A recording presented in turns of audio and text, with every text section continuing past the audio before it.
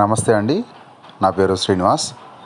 నేను diabetic reversals programme చేస్తూ ఉంటాను. నేను ఇది రీసెంట్గా నాకు వచ్చిన కేసు. ఇది క్లయింట్ నెంబర్ 280. తను 30th జనవరి రోజు టెస్ట్ చేయించుకుంటే 333 రీడింగ్ వచ్చింది. తర్వాత నెక్స్ట్ డే ఈ రీడింగ్ వచ్చింది తనకు.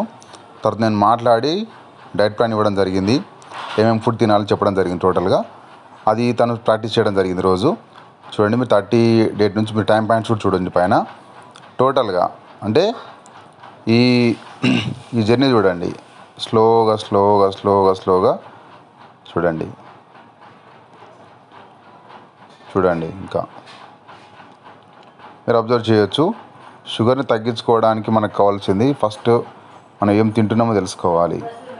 ఇది చూడండి ఒకసారి. ఈరోజు లాస్ట్గా ఈరోజు చూడండి, ఈరోజు వచ్చిన రీడింగ్ మళ్ళీ వెరిఫై చేయడం కూడా జరిగింది.